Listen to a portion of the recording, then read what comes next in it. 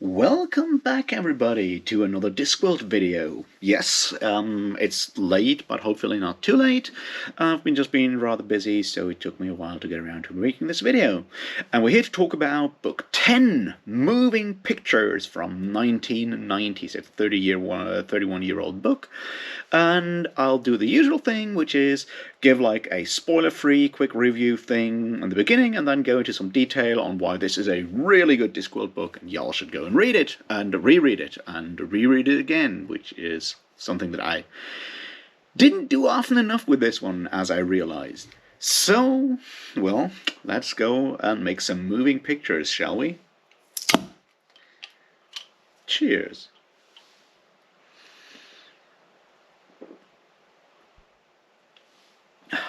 Now, Moving Pictures is one of the more standalone novels, which makes it easy as an, if you just want to check out one Discworld book to figure out if it's something for you or not. I'll just say this up front. Apart from that, I found it on my reread more serious than I had remembered it, and having quite a few interesting aspects that I had completely forgotten about. It obviously is a parody of the Hollywood era, the big cinema era, the history of movies. So if you're a bit of a movie buff and you're interested in the history of making movies and Hollywood and the likes, this may be a book where you're really, getting a lot of the jokes, a lot of the references, and could probably, use this as an entrance into the Discworld in general. If you're not interested in movies, or especially the big classics of movies, probably a lot of the jokes will fly over your head, but there's still enough going on to make it worthwhile reading. It is, once again, one that has a pretty a pretty good plot that actually goes through things, which is something that we kind of missed in book 9, which was Eric, which is more like an episodic thing. This one has an ongoing plot. It has several characters that, well, some of them actually do have some character development, but not that many. It also introduces a few more elements for further Discworld novels later on. There's a bunch of them. There's Gaspode, the dog. There is the new era of wizards at Unseen University, including Arch-Chancellor Mustrum Ridcully, or still called Ridcully the Brown here. We have that part which is, hasn't been there before. It's also probably the first one that gives more room to Cut Me On Throat Dibbler, the salesman who showed up first in Guards. So we're relatively close to Ankh-Morpork. Part of the novel takes place in Ankh-Morpork, part of it doesn't. So yeah, I would say it's a worthwhile book to read. It has a lot of serious aspects and themes that I'll go into in a second. It has a funny plot. It has talking animals. It has, lots of movie references, and all of that's really pretty fucking cool. So that's my short go read it pitch. And now let's go into what I thought about it and why I think it's very interesting to read.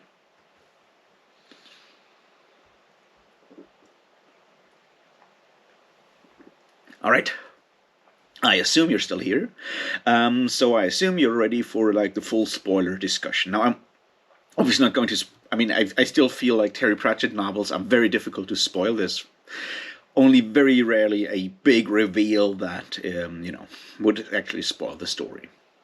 Now let's look at a bunch of things that happen here and how they happen. Now, the overall idea of film business invading Discworld and then being pushed back again because it doesn't really have a place in the way the Discworld works is a plot structure that we will see again in Book 16, for example, which is soul music. We have the same thing going on with rock and roll.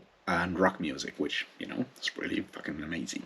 And it has, we have had plot lines like that before, in a way. Pyramids is one of those standalone novels where stuff kind of sometimes, and, a bit happens. Things like that. We also have stuff that we've seen before, which is the dungeon dimensions, which once again I feel are a really interesting concept. They have a Lovecraftian cosmic horror element to it, but they're fundamentally different from what you might call cosmic horror in the Lovecraftian sense. Because, well, Lovecraft is about how the universe is uncaring and will squash humanity just because by accident, because we're like, we don't register on the scale of the universe and those beings that he invents. With Pratchett, it's switched the other way around. Those beings out there need humanity, and just because they are so, well, whatever they are,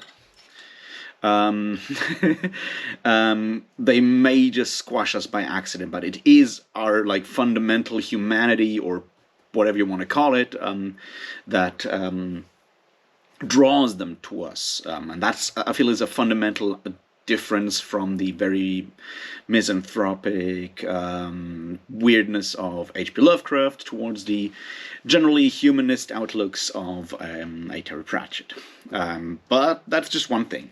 Another thing is that he actually manages to make the dungeon dimensions, the Lovecraftian element, more like front and center in this one, or bring them out more. The scene with that like underground theater, like movie theater, the underground cinema with people still dead in the rows there, is actually pretty fucking scary.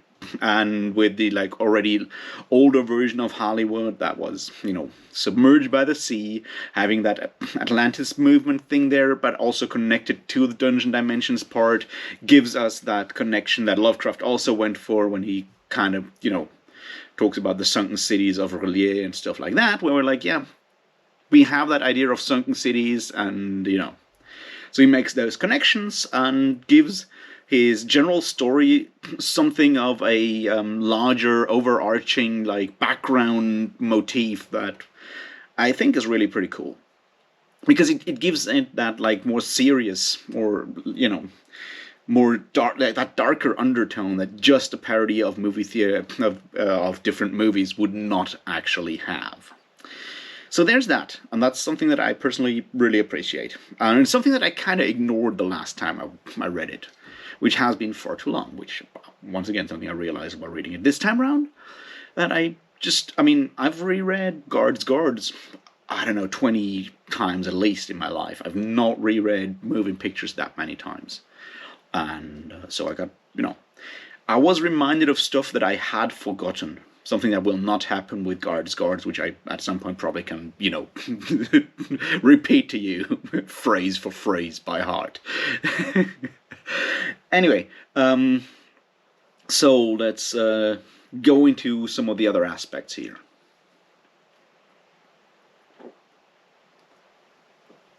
One of them I feel that is important is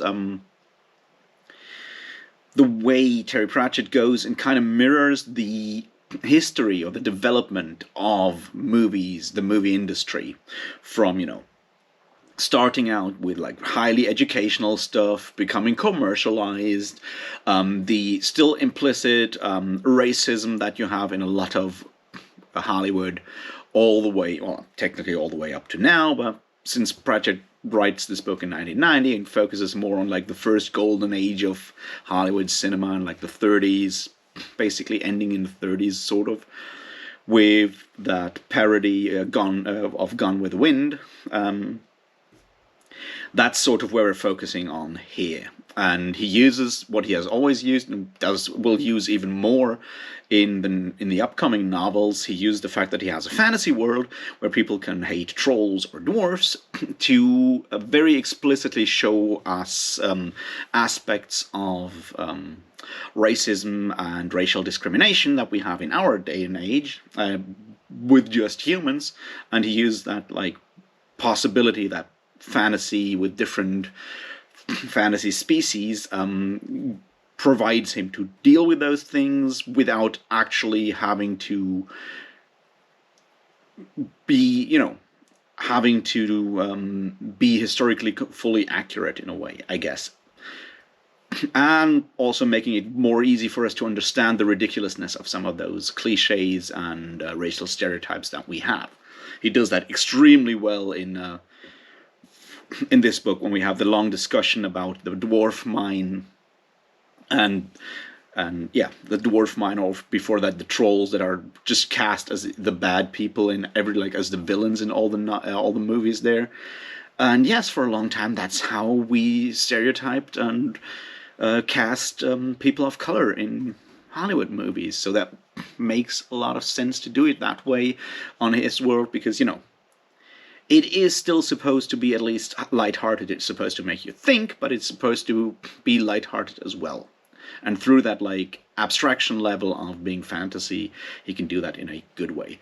And as I said, I felt he does this in a extremely good way in this one, especially in those scenes when it's about how the place is still run by humans and how dwarves and trolls are typecast here. So that's one thing that I personally really appreciated about it this time round.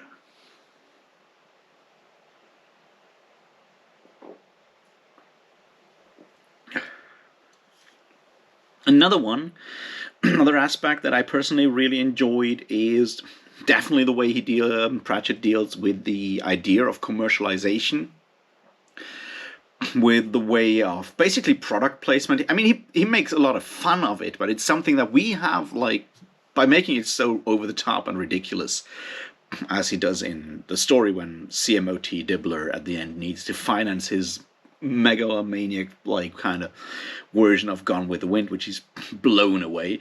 And I do appreciate the way he shows that there is, on the one hand, there is necessity to finance over the top productions, because that shit is expensive.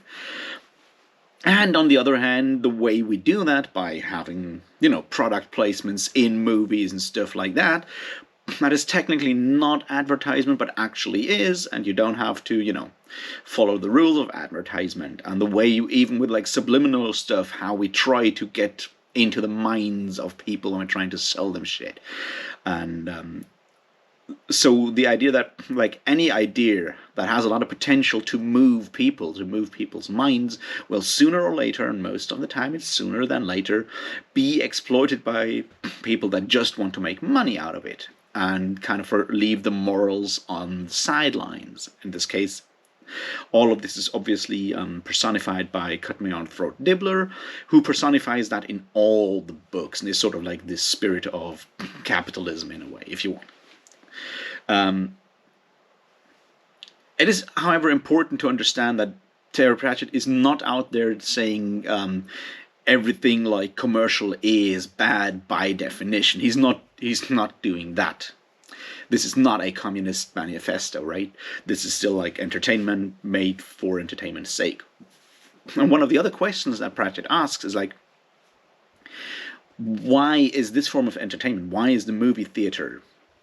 Why are movies so successful? What is their appeal that makes, whether it's, as I said, movies, or in our day and age, more like TV shows, what makes those things so successful compared to other forms of art, like theater or opera, which has always been there and is still there? And obviously you come into that whole area that part of that is that opera and stage plays, up to a certain point at least, are more or less geared towards an elite. Whereas the movie theater, what you might call mass media, which is exactly what we are dealing here with in our world, was movies, radio plays, and later on television. Those are mass media. They are available to everyone. They are geared towards everyone. They are accessible to potentially everyone who understands basic language. You don't have to. It's one of those things, right? I have watched a bunch of operas, and I hope some of you have too. But if you have never watched an opera before, never looked into or listened to classical music, going into an opera house and listening to most operas, there's some that are super, accessible, but most of them are not very accessible. You will be very much hammered down and not actually enjoy yourself, most likely, if you watch, say, if your first opera ever and your first piece of classical music will be Richard Wagner's Ring of the Nibelungs, you'll probably not have a good time. Same goes for a lot of like classical theater plays. That stuff is not geared to everyone. The other part, however, is since it is geared to everyone, and compared to like over-the-top stage acting that we have in theater, film acting is most of the time, very much an everyday kind of thing. You have that idea that like everyone has the potential to be, you can live vicariously through the stuff that happens on the screen, and you can always imagine that you might probably also be able to do that and become the star, that potential. The potential that you can be this without any like very specific talent that is visible, like that everyone can clearly recognize, right? You want to be a famous musician, you really need to have talent to play a specific instrument or sing extremely well. To become a TV or movie actor, you don't necessarily need that. Or, and this is the important aspect, that's how it seems to us out here, right? It's like, I'm pretty sure you need to be a talented actor to actually become famous. I have no idea what that talent might be and how to quantify it compared to, say, other talents when it comes to specific jobs or whatever. But I'm pretty sure it is out there. But Pratchett kind of plays into that. It's that dream that everyone wants to be someone. And will do a lot to be that something better, larger than life or whatever. And he also adds another like third thing there that I feel is very important, and it's in a conversation between Ginger and Victor later on. What is that? Well, it's a question of wasted potential. The idea that every human, like every person, and with Pratchett that means dwarves and humans and everything else, that all of us have the potential to be something special, to be something wonderful. But in a lot of cases, we'll never be able to actually fulfill that potential because we are born in the wrong time, in the wrong place. Society is not ready for whatever it is we're talented at, and so forth. And that the movie theater and that the movies, in a way, take that away by making it, a lot of it, just pretense, basically, and make-believe. And that gives a lot of people a chance to live out those dreams, that potential that they might just have. And I feel that's another really important aspect. And Pratchett goes along with that, ties it into the racism thing, right? Racial discrimination, all of that. When we see that all the people that are in Hollywood, that are all united by that one idea of making moving pictures, of making movies, they work together, they live together. The whole like racial discrimination that is still shown in later and earlier Discworld novels in, say, Ankh-Morpork or wherever, where dwarves and trolls hate each other and humans discriminate at least dwarves and probably also trolls and all of that stuff. During the time of Hollywood, which, dumb joke and what, but, during that time, everyone in that situation of those racial tensions, all of that stuff is suspended because everyone is moved by one common idea. And that's something that we've obviously seen in other areas as well, right? He makes it like a commercial thing, but it is also the same thing that unites people under a common political idea. Now, obviously, that doesn't work if part of your political idea is racism. But in other areas, that can be one of those things. Huge sports events can do the same thing. Like mass movements can for at least for a time, erase those racial borders that are in our minds most of the time. Which obviously shows how ridiculous those like ideas of racial separation or what have you are. And Pratchett kind of goes in that direction and shows that with the way it works in Hollywood, or like in his case, Hollywood. So that's another thing that I think he does really well. And he actually goes further than that.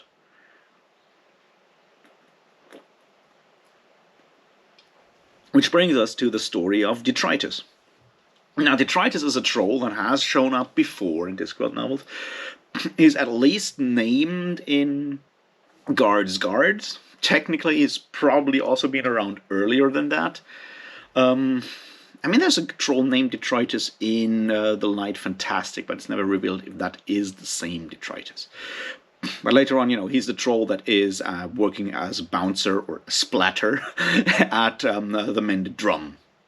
And now he goes to Ankh-Morpork, to Hollywood, and tries to make it big there and does all kinds of stuff. And he ends up being another henchman again. But there's like two things there. Like, one thing is he falls in love with another troll, Ruby, which is something that actually sets up further character development for Detritus in upcoming novels. But I want to focus a bit on Ruby here, because we're also talking about like the intercultural, like multicultural, like advantages of something like Hollywood, or like those places where people from different cultures, different backgrounds, in this case different species, come together. Because ideas travel, ideas change, and which Detritus tries to go like all traditional troll courtship on Ruby. Ruby is like, that doesn't work anymore. Like, why should we not have the same thing as others? You have the same thing on the dwarf side. Like, why shouldn't we all, like, so the idea is that in situations where those racial prejudices are suspended because of a greater idea, other ideas after that spread among everyone, ideally making everyone better people, because we have a cultural exchange there that is not already framed by that racial prejudice that is so difficult to overcome, because it's so often subconscious. So that's another thing that Pratchett puts in there that I personally really appreciated, the way it is done.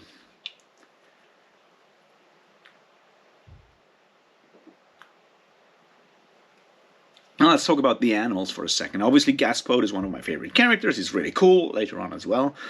But what I like is that whole plot line about these animals that suddenly start to talk. It's obviously a parody of Looney Tunes, and I get that, and it's funny. But it also, by the whole laddie, which, lassie, obviously, parody, and all of that, we kind of get an interesting look at like how we humanize animals, pets or what have you, how we humanize animals, give them traits that are like super like stupid when you actually go and look at how animals behave. You have that idea of like how we tend to humanize animals, which is something to keep in mind when we have pets. Like, don't get me wrong, I love having a pet. I would love to have another dog one day. I'm as guilty as the next person when it comes to humanizing my pets over time. We ascribe them specific character, characteristics and whatnot, personality traits, but those are all human, and we also tend to, by doing that, putting them into very small, like, mental boxes in a way. And Pratchett shows how that works by, making fun of Looney Tunes at the same time, which is just really, really funny. And he does a bunch of other really cool things there. Like, one of them is obviously the whole idea of Gone with the Wind, which is in his case, like, blown away. And so I've watched Gone with the Wind once, and I didn't like it. I'm glad I've actually sat through the entire thing, because it's obviously an important cultural artifact at this point, and makes you think about a lot of stuff. But the situation when they're like talking through the plot, and it's like, well, actually, there's not that much happening there. Let's just put all kinds of other stuff in to stretch it out to make it, longer and make it seem like there's actually more happening. It's like, yeah, well, true. Plus the whole idea of like how racist Gone with the Wind is, in just like its assumptions of like how things work, and is just like handled really well, and I appreciate that a ton. I really like that. It's really cool.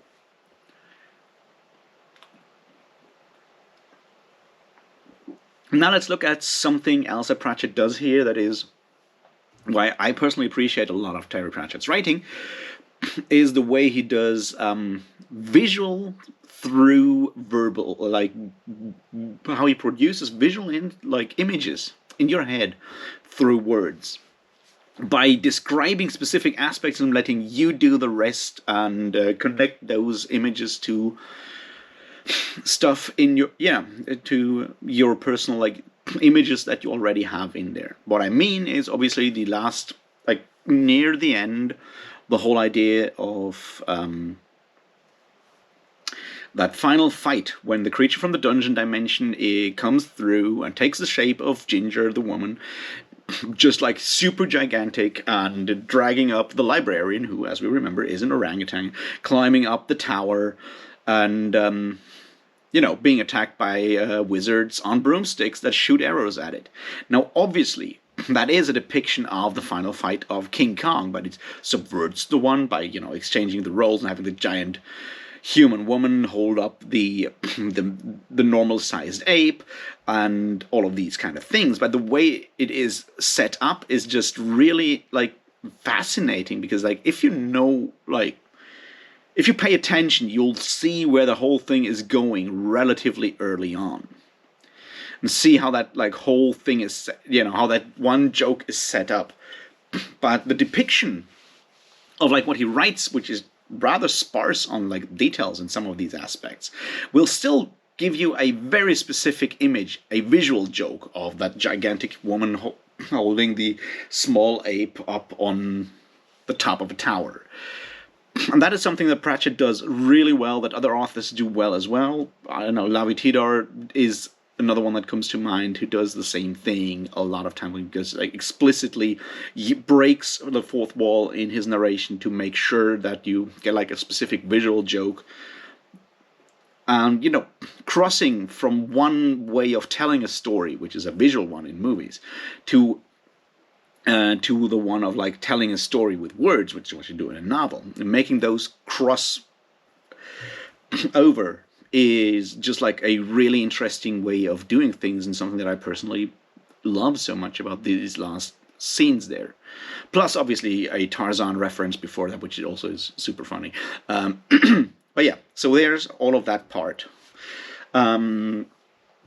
Let's look quickly at the side story of the wizards. Now, this is a pattern that we'll have again and again. We'll have it definitely in Soul Music, which is something of a twin to Moving Pictures, and we'll talk about that when we get there, which is book 16, so sometime in January, I guess, depending on how we're moving on here. But which is that you see the wizards as a specific group of people that react to a phenomenon in a specific way. Now, there's like a bunch of things going on there. One of them is obviously making fun of specific structures in academia, which makes sense because academia does have a lot of things, a lot of odd traditions, especially when you come to the more high-level Anglo-American, mostly English, and some elite universities in the US as well, kind of style of academia. That's certainly something that Pratchett makes a lot of fun of, and I get why. It's really interesting. Also, the idea that all like true professors and whatnot are like actually afraid of having to do teaching and actually afraid of students is really funny in a way.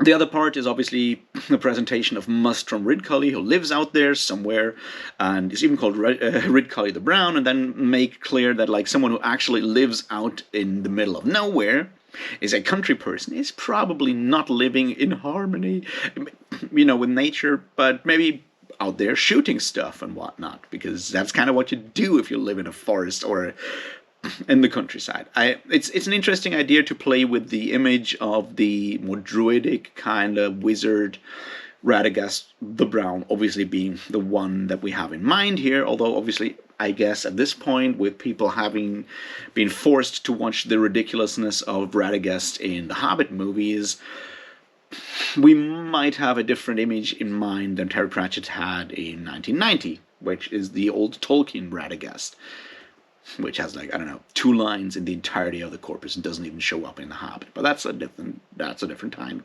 and thing.